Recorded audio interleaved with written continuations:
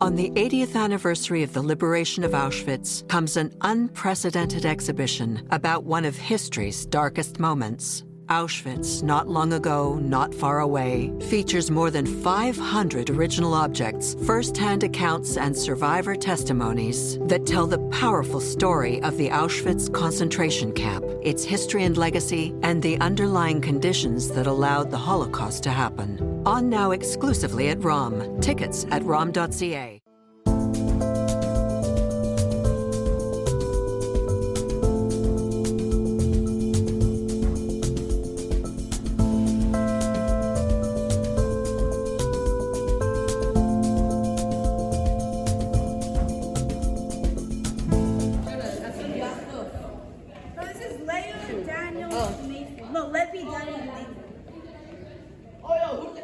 That's what it sounded like at Montreal's Herzliya High School, where art posters created by the grade 7 students were being mounted at the end of May for display on easels ahead of a gala vernissage which their parents would attend later that night.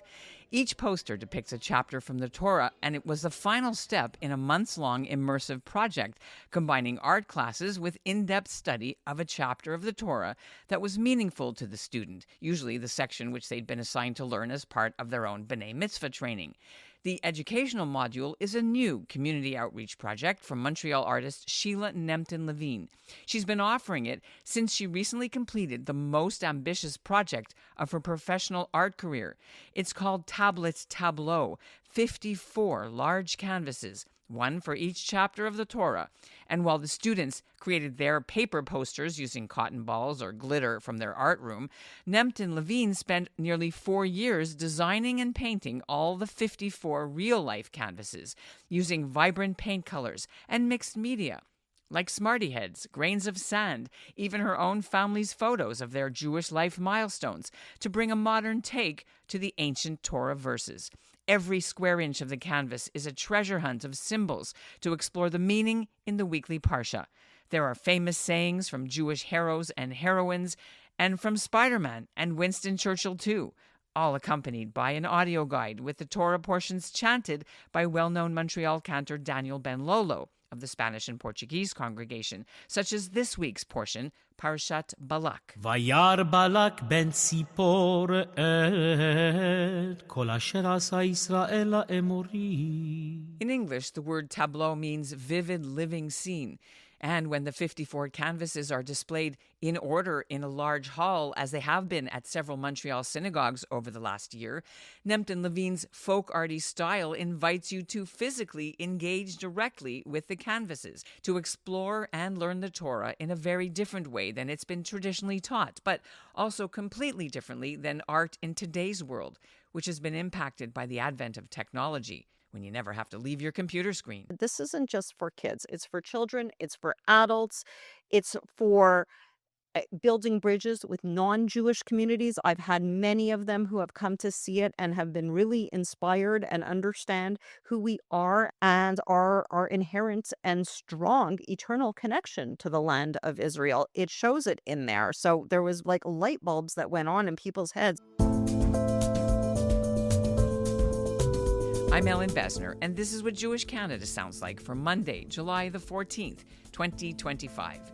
Welcome to North Star, a podcast of the Canadian Jewish News, made possible thanks to the generous support of the Ira Gluskin and Maxine Granovsky-Gluskin Charitable Foundation.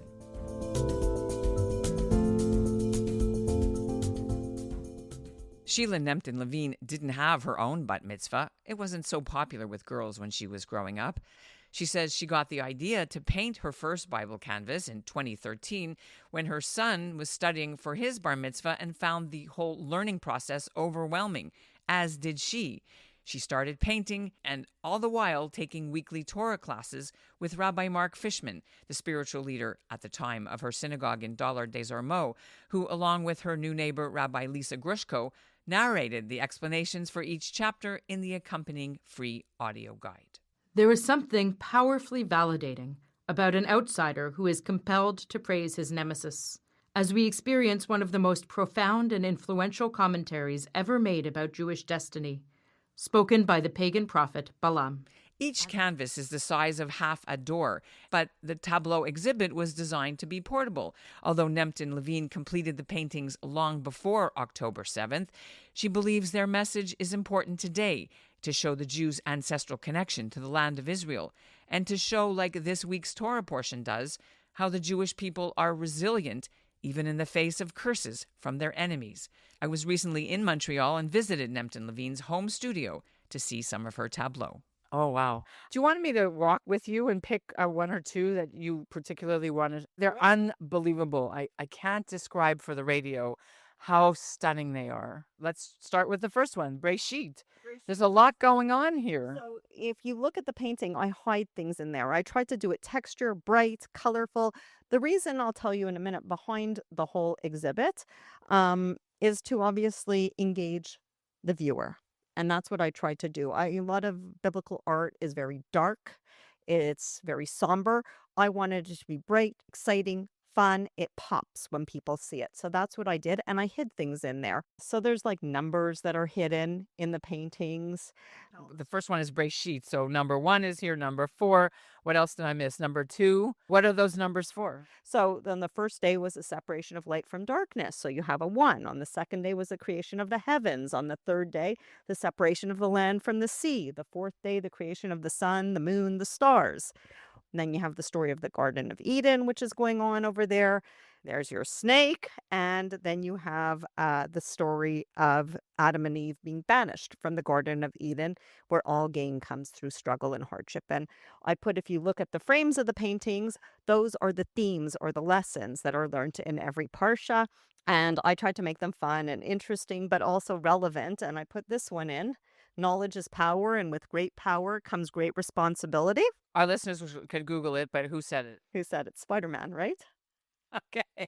I was thinking Winston Churchill said it. No, but there is a Winston Churchill quote in one of my paintings, actually. It was Peter Parker's Uncle Ben. Uncle Ben. That's right. If you look over here, this painting, Chaye Sarah, was the impetus for the entire exhibit. I did this because it was my son's bar mitzvah parsha. And even though he attended Jewish day school, he had all of the education. When it came time to study for his bar mitzvah, it was really overwhelming. All of it, from understanding his parsha, where it fit into the Torah, how it was relevant in our lives. It was overwhelming, and it was a struggle to get him to study and to take it seriously. And I thought there has to be a better way to engage a younger audience and even an older audience. Every person I spoke to and I asked at the time, what's your son's bar mitzvah parsha? They'd be like, oh, I don't know, but the party's going to be great. And I thought, this is important. Let me figure out a way. So I kind of sat on it for many years. And the last time I studied Torah was back in high school, which was many years ago. So I didn't really have a great grasp of it. And finally, I had the courage to, let's call it, embark on this journey.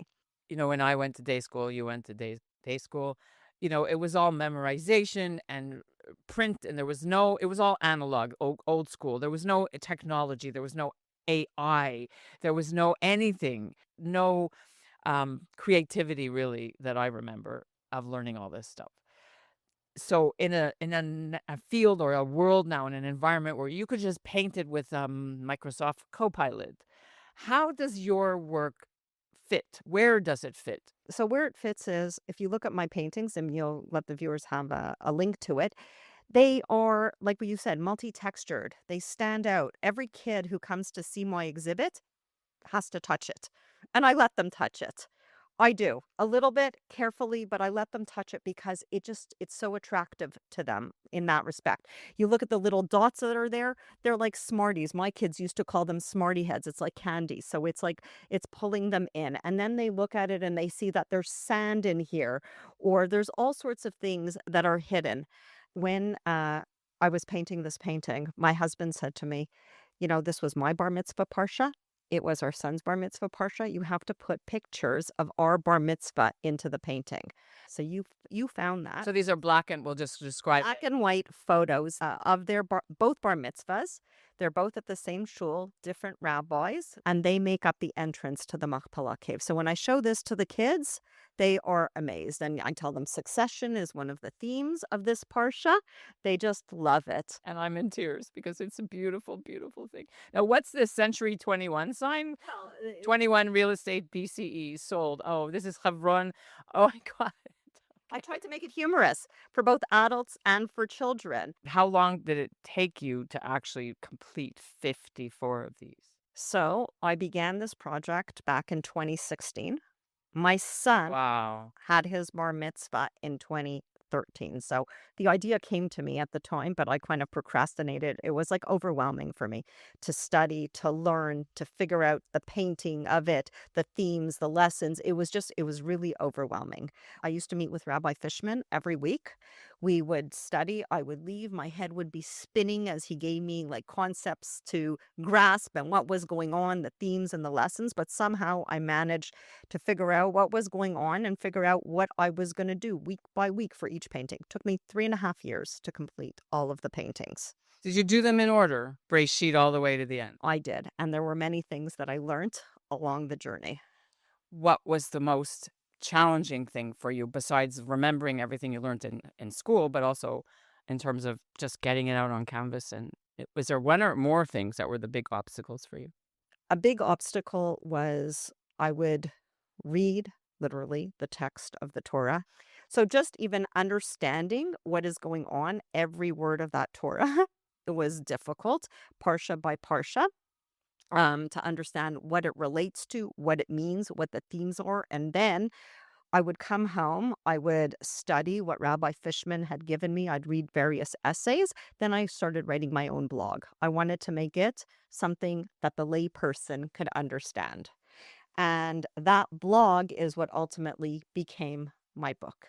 But there's not a lot of Hebrew in it. It's mostly in English. Was that a choice you made? Or is it because you're not allowed to put the word of God in writing anywhere? Is there any halachic reason there's not so much? No, there was no halachic reason. I wanted this to be an exhibit that could build bridges. It was something that the kids could understand easily, and it was transportable.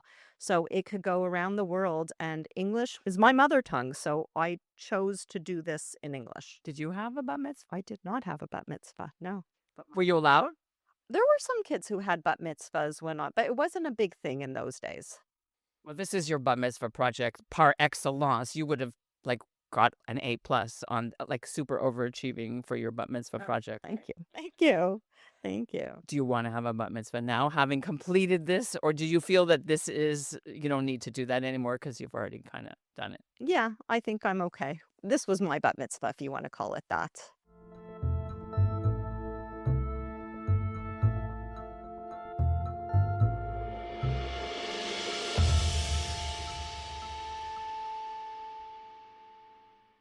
On the 80th anniversary of the liberation of Auschwitz comes an unprecedented exhibition about one of history's darkest moments. Auschwitz, not long ago, not far away, features more than 500 original objects, first-hand accounts, and survivor testimonies that tell the powerful story of the Auschwitz concentration camp, its history and legacy, and the underlying conditions that allowed the Holocaust to happen. On now exclusively at ROM. Tickets at rom.ca. All right, so let me walk with the other ones. Wow, it's like blueprints. Exactly. Parashat Truma and Parashat Truma. Yeah, so it's really funny because, if you look at all of the other ones, they're much brighter, more colorful. And when I got to Truma, I was really stumped because when you read it, all it is a list of instructions. And I read it and I read it again and again and again. And I couldn't figure out what I was going to do. And then it hit me that it's a blueprint for the Mishkan, its furnishings, and its vessel. And there's actually twin Parshiot, Truma and Tetzaveh. I don't have Tetzaveh here, but this part is about the physical component, the building, and Tetzaveh is about the human component, and one completes the other. Rabbi Fishman loved this one, and I couldn't get it. I was like, it's the most boring painting of them all so far. It's just blue. It's a blueprint with a little purple at the bottom, and it's literally a blueprint. Why does he love it so much? And when I was exhibiting at the Spanish and Portuguese last year, the rabbi's son, this was his bar mitzvah parsha coming up. And he came up to me afterwards and he said to me, I never really understood what it was about until I saw your paintings. I thought that was incredible. This is what it's there for, This is what this exhibit is about. And this is a rabbi's son. How do you, what reactions have you had from other young Jewish people who have seen this? I want it to be for everybody. It's young Jewish kids, it's older people, it's people who have not had any formal Jewish education or just identify as Jewish but don't really understand what the Torah is about. To me, this journey, it connects us ultimately to the land of Israel, and it shows us it's a land that was defined by us, but it's also a land that defines us. And ultimately, the Torah leads us there. So in this context of post-2023, October 7th, how does that statement then, how do you marry the political, geopolitical with the tradition and the religious part of it? Oh, that's a tough question. I think that, I'll give you an example over here. So Parsha Behar and Parsha Bechukotai, they are in the book of Vayikra. The book of Vayikra is often not spoken about or learned that often in schools. It's a tough one. It's all about all different kinds of sacrifices, things like that. And we often think that it's outdated, but it's not. So when you get to the end of the book of Vayikra, the entire book of Vayikra takes place on one day. It's the first of Nisan. But these paintings here, they're different than the other paintings. And what's happening here is Moses is telling the Israelites that the covenant or their agreement with God is now changed, because the main focus of the covenant is going to be the land. Land gives them a purpose, it gives them a direction, it gives them a destiny, and everything can be built around this land. And now that they have the laws of the Torah, they're going to be successful in using this land to create a free, democratic society. This was like novel for the time. This was groundbreaking. This is what leads to Western Civ. And really, it came out of here. And if you look at this painting, I'll ask you now. Right, this is the state of Israel. Okay, but there's something hidden in there. Do you see it? Do you see that? That's a bell. And it's not just any bell. The kids, That's the Liberty Bell. it's the Liberty Bell. And you'll wonder American. why the Liberty Bell has found its way into my painting is because the inscription on that bell proclaimed freedom and liberty throughout the land to all of its inhabitants is a direct quote from this parsha where these ideals of freedom, liberty, democracy were first conceived. And in Parsha Bechukotai, God promises, he says to the Israelites, you're going to make mistakes. And if you follow my statutes, my laws, things are going to be great. If you don't, there's a lot of mistakes. However, it's a covenant about hope and promise, because he promises that no matter what, he will never forsake or abandon the Jewish people, and there will always be a home for them in Israel. And if you look at it very carefully, I surrounded the words to Hatikva in Hebrew in the bottom and in English on the top. So there's a reason why Hatikva is our national anthem. And there's a reason. Hope inspires. As long as you have hope, you can move forward. And it has kept the Jewish people alive for thousands of years because of this promise made to them here at the end of the book of Vayikra. This is amazing. Let's just go look at a couple more while we keep talking. So what's happening here is, and again, it's attractive for the kids, is there's a whole bunch of hodgepodge of events that are going on in Parsha Pinchas, and I had to figure out what was the common thread. I know this one where they got, pick me. Okay. They gave women the right to have property for the first time, which was, yes, for I can't even pronounce it. Zelophehad's daughters. Yes, I remember this. I get a gold star. You definitely get a gold star. Most people don't know that. And I tell this one when I do my tours in the schools because the girls love this. It's an early instance of women's rights being recognized. It's like really novel for the time. Is there anything about yourself in there? You put your son, you put your husband. It's actually really interesting because this one here, Parsha Vayalech, these are the last two commandments of the Torah, okay? 612 and 613 are given to us in this parsha. The first one means to gather, and the second one is for every Jew's duty to write their own Torah scroll. And it doesn't mean just copying it. This I learned as I was going along. I didn't not know what this was about, but it's our duty to make it new and fun and interesting, evoke emotion in the next generation. Look at all these cool. There's Ben Gurion, there's Anne Frank, there's Golda. I can't read. Here I am, painting. Oh, there you are. Yeah, that's a pretty important rogues gallery. You're right up there with the heroes of Israel. There you go. And Who's that guy up there? Top left, a big rabbit. There's Einstein. yeah, Tevya, there's all sorts of them. I love it. And there you are. Yeah. What are you doing? You're painting. I'm painting, and this is my Torah scroll. This exhibit is actually my Torah scroll. And I learned this in real time. So you can imagine my surprise when I got to this last commandment and I saw that the command was for every Jew to write their own Torah scroll. I called up Rabbi Fishman. I was like, oh my God, why didn't you tell me that this was the last commandment? I had no idea. Wow. I'm speechless. Well done. Really. I'm so happy to help tell the story. Well, thank you so much. That means so much to me.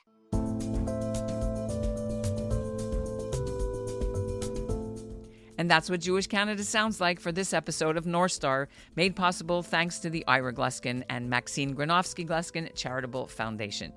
Because Nemtin Levine isn't selling the canvases individually or together, she has a coffee table book out exploring each of the 54 paintings along with the downloadable audio guide. She hopes one day her whole Tableaux project could be housed in a museum. Meanwhile, Montreal's Bronfman Jewish Education Center is producing a documentary video series for schools and groups, and Nemtin Levine hopes to bring her art to Toronto next year. Our show is produced by Zachary Judah Kaufman and Andrea Varsany. The executive producer is Michael Freeman, and the music is by Brett Higgins. Thanks for listening.